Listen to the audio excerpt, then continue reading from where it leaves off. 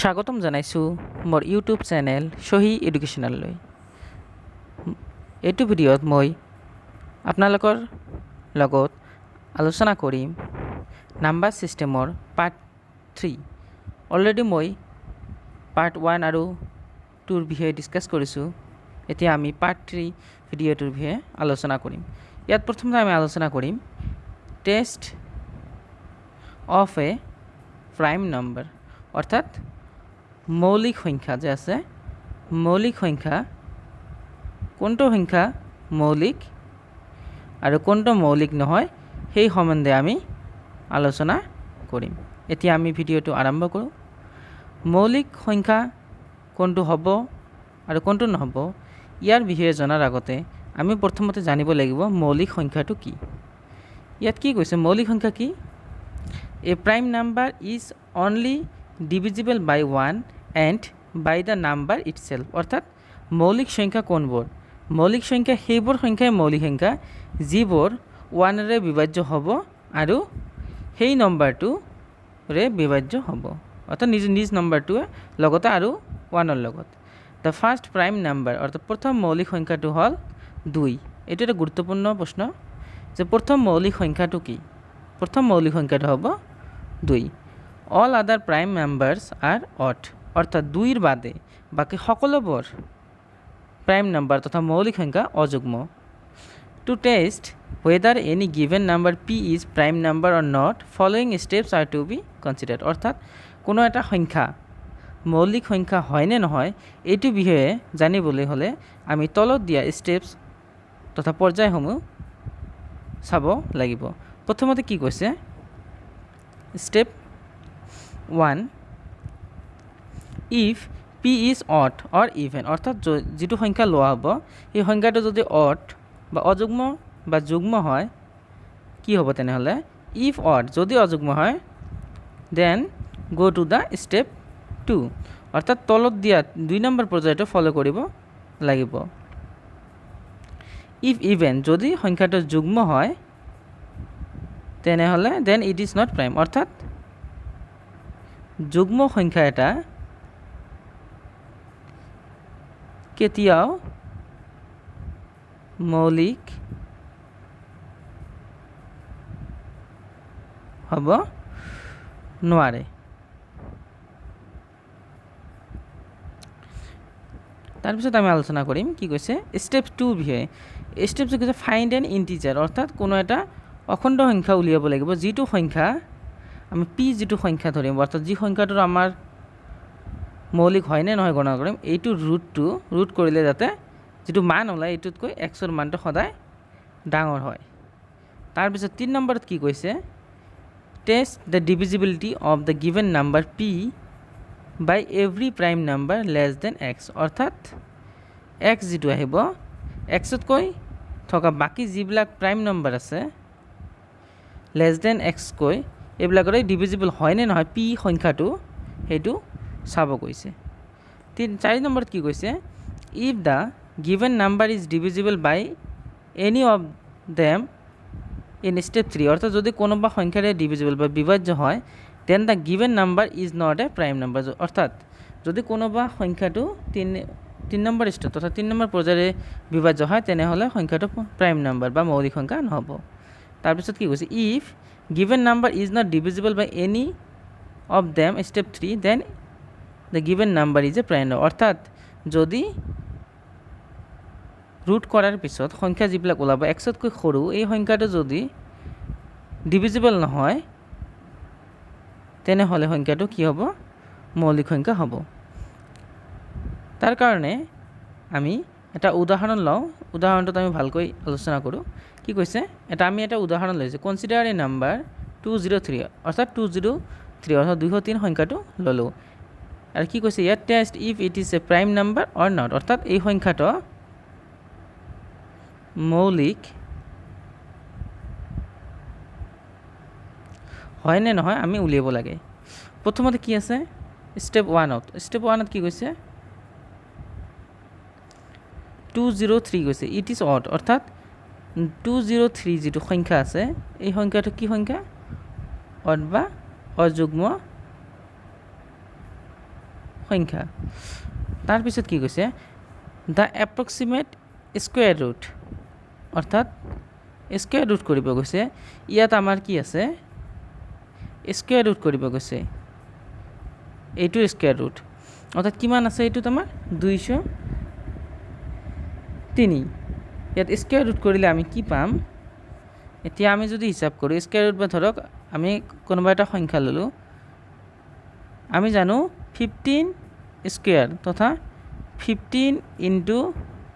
যদি আমি 15 কৰো তেনেহলে কিমান পাম 5 2 to 5 পাম ইয়াত 2 to 5 সংখ্যাটো 203 তকৈ অলপ ডাঙৰ তাৰ কাৰণে আমি প্ৰথমে কি কৰিব লাগিব 3 নম্বৰ স্টেপত check the divisibility by the prime number less than 15 অৰ্থাৎ ইয়াতকৈ সৰু প্ৰাইম নাম্বাৰ কি কি আছে 13 যদি আমি গণনা কৰো তেনেহলে কিমান পাম লেছ দেন 15 কি আছে 2 আছে 3 আছে 5 আছে 11 আছে 7 আছে অৰ্থাৎ আমি এই কেইটা সংখ্যাৰে চাব লাগিব যে 203 সংখ্যাটো ডিভিজিবল হয় নে নহয় প্ৰথমতে আমি 2 ৰে চাম যেহেতু 2 এটা যুগ্ম সংখ্যা গতিকে 2 ৰে বিভাজ্য নহব এটো নহব তাৰ পিছত আমি চাব লাগিব যে 3 ৰে বিভাজ্য হয় নে নহয় আমি যদি 3 ৰে হৰণ কৰো কি পাম সংখ্যাটো 3 ৰে হৰণ কৰিলে আমি পাও 6 বাৰ তাৰ পিছত 13 2 হয় কিন্তু পয়েন্টত থাকে গতিকে এই সংখ্যাটো 3 ৰেও হৰণ কৰিব পৰা না যাব তাৰ পিছত আমি 5 ৰে চাম যেহেতু এই সংখ্যাটো 5 ৰে হৰণ কৰা না যাব কাৰণ ইয়াৰ এককৰ স্থানত 0 বা 5 নাই গতিকে এই সংখ্যাটো আমি 5 ৰে হৰণ কৰিব নোৱাৰো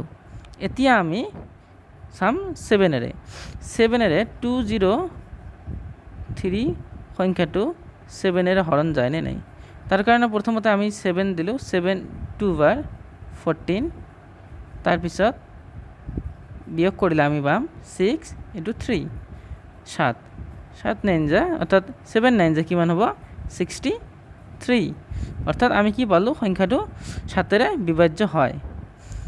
যেহেতু সংখ্যাটো অৰ্থাৎ যেহেতু 203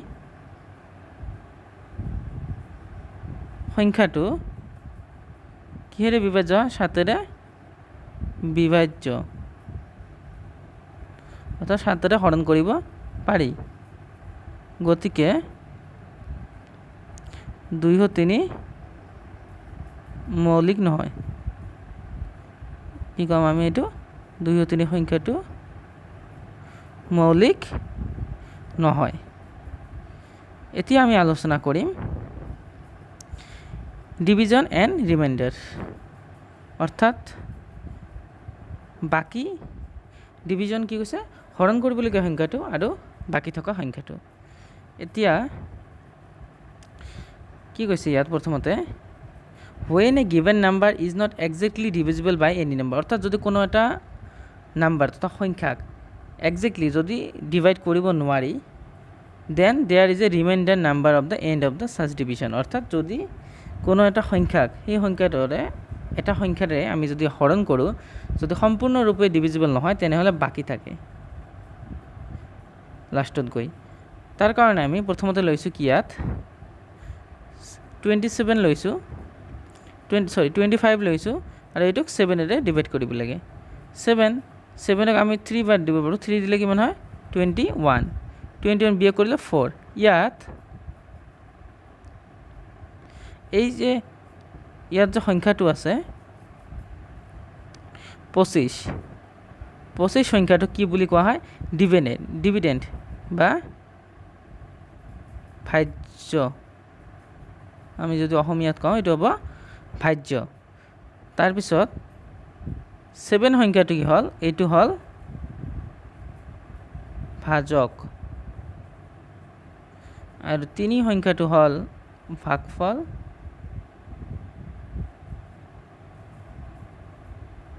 আৰু লাষ্টত বাকি থকা সংখ্যাটো এটোক আমি কি বুলি কওঁ বাকি বা ভাগশেষ বুলিও কোৱা হয় গতিকে আমি ইয়াৰ পৰা কি ক'ব পাৰো যদি আমি বিবেচনা কৰো প্ৰথমতে আমি কি কৰিম যদি কোনো এটা সংখ্যা ভাজ্য ইয়াত আমি কি লিখিব পাৰোঁ এইটো হ'ব আমাৰ ভাজ্য ইয়াৰ ওপৰত যদি কোনো সংখ্যা থাকে এইটো হ'ব আমাৰ ভাজক এইটো হ'ল ভাগফল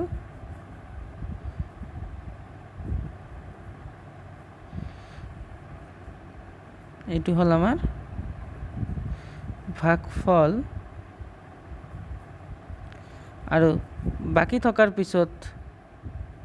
যেটো সংখ্যা থাকিব ইয়াত যদি কোনোবা থাকে তেনেহ'লে এইটো হ'ব আমাৰ বাকি বা কি বলব পাৰিব না ভাগশেষ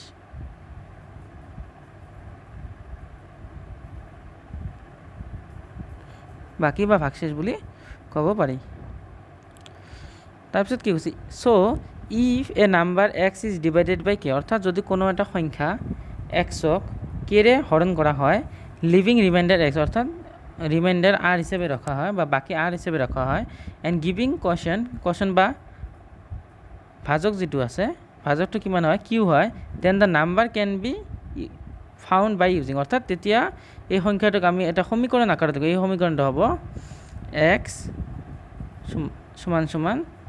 kq plus small r তো hence if a number x is অর্থাৎ এই নাম্বার যেটো x আছে এইটো যদি এক্স্যাক্টলি অর্থাৎ সম্পূৰ্ণভাৱে যদি ডিভিজিবল হয় তেনেহলে r = 0 হ'ব আৰু কি কৈছে so x/k = q implying that x is divisible exactly by k and q is an integer অর্থাৎ গতিকে আমি কি ক'ব পাৰো যে x/k = q যে সংখ্যাটো আছে এইটো x ৰে ডিভিজিবল হ'ব সম্পূৰ্ণৰূপে by k ৰে হ'ব আৰু লগতে q টো এটা অখণ্ড সংখ্যা হ'ব আজিৰ ভিডিঅ'টোত এইখিনি আছিল ভিডিঅ'টো চাই কেনে পালে জনাব যদি ভাল পাইছে লাইক কৰিব কিবা যদি জানিবলগীয়া থাকে কমেন্ট কৰিব শেয়াৰ কৰিব আৰু মোৰ চেনেলটো সাবস্ক্ৰাইব কৰিব এনেকুৱা ধৰণৰ ভিডিঅ'বোৰ পাই থাকিবলৈ ধন্যবাদ